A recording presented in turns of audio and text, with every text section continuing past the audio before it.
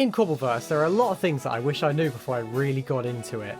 Knowing these things probably would have saved me so much time and effort, so I'm here today to pass on my knowledge to you with the top 10 things I wish I knew before I started on Cobbleverse.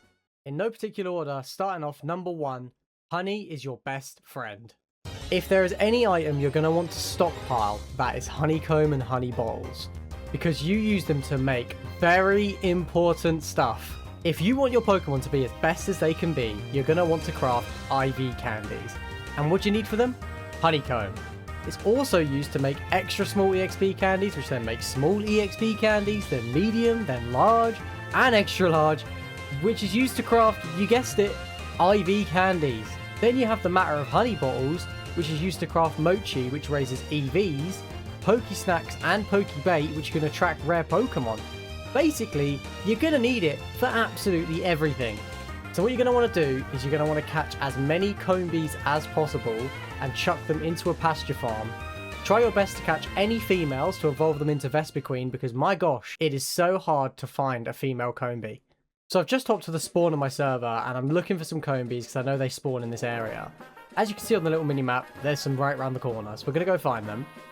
Here's one, and oh, nope, it's the male one. Okay, we'll go and find the other one then. Take a look over here, and oh, okay, yep, a male one, awesome. Okay, there's quite a few over here, so surely, well, there's got to be a female one, right? No, that one's, yep, that one's a male. That one's a male. Okay, run away from that one. What about the one in here? Where is it? There it is. Oh no, it's a male. I think you get my point. Number 2, the easier and cheaper way to get EXP shares. If you head down to the Pokemart and you're looking to buy some EXP or even an EXP share, you notice that it's pretty expensive. And I mean 75k for an EXP share.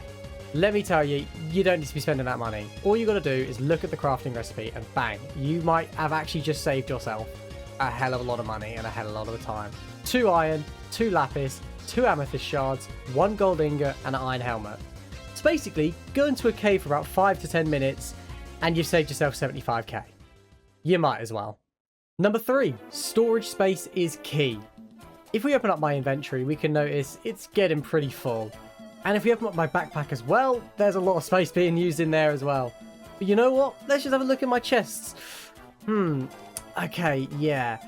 So basically, you're going to notice very fast in Cobbleverse is you're going to stock up on items. There is a lot to collect and keep, and you don't want to end up like me, crafting bigger chests and then having to move everything over from your smaller chests. So as early as you can, you're going to want to make the bigger chests first. You've got copper, iron, gold, and then diamond chests. Try your best to get a gold or a diamond one first, just to save you having to do all the upgrading later on. This is also the same with backpacks, but you've also got a netherite version of the backpack as well. Number 4, the easy way of catching Pokemon.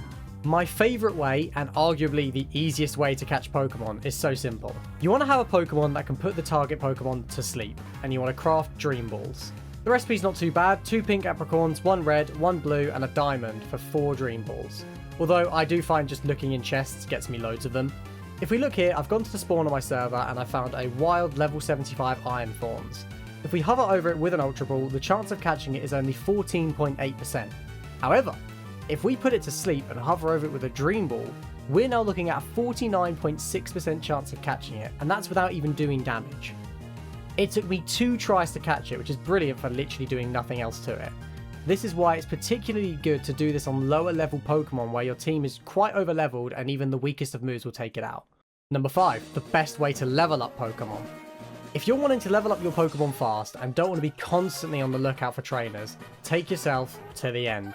I've brought along my level 45 Zoroark and I want to level it up to catch up with the rest of my team. So we hop into the end and oh, there's a Xurkitree spawning. Okay, give me 1 second.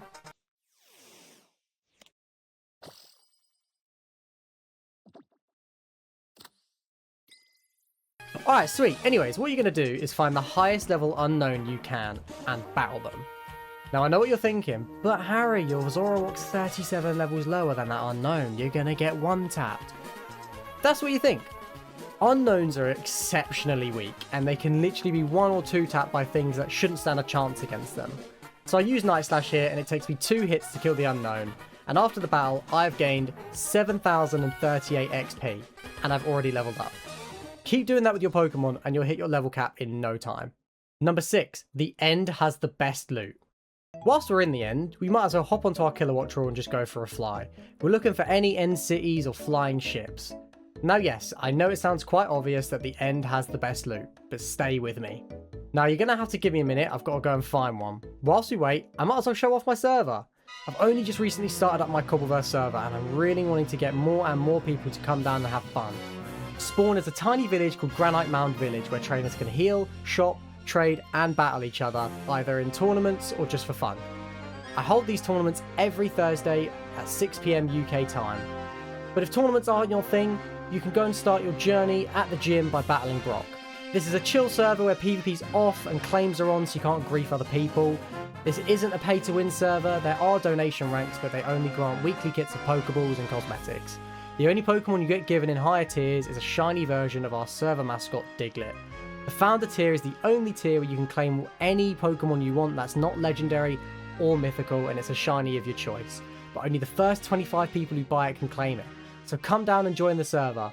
All you need to do is download Modrent and download the latest version of Cobbleverse.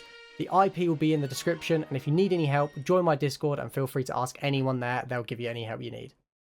Okay, here we go. I found myself an end city, so let's just head on in there, open up some chests, and I can show you exactly why they are amazing. So we hop into the airship, or the flying boat, whatever you want to call it, and you've got yourself, some diamonds and, you know, evolving Spritzy. That's not too bad. Okay, what about in this one? Oh, amazing. EXP large candy. Why not? Diamond pickaxes with efficiency 3. Even more evolving stuff. Okay, awesome, sweet. Let's head over to the other ones.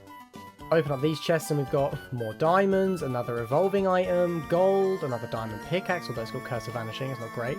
Over here we've got a beast ball, gold, diamond boots, max revive, a fortune 3 pickaxe. Okay, yeah, sweet. Now that loot is actually really good, but honestly, you can get even better loot. Basically, the reason I say it is because, as I explained before, you're going to want EXP candies for a lot of different things. The amount of large and extra large EXP candies I have found in the end is unbelievable. I think it's quicker for me to go searching for chests in the end than it is to go and craft or buy the EXP candies.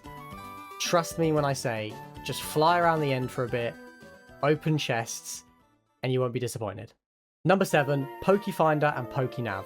Now, lots of you probably already use at least one of these, but there might be some tips you don't know about or people who haven't actually used them. These are essential when it comes to finding Pokemon. The Pokenav shows you all the Pokemon that spawn in the biome you're in and the percentage of them spawning. But what you might not know is that if we click this little footprint next to a Pokemon, it will actually take you straight to the Pokemon if it's spawned nearby. So let's click on this Starly here and there's one 61 blocks away. We just follow the arrow and there we go, there's Starly. Simple as that.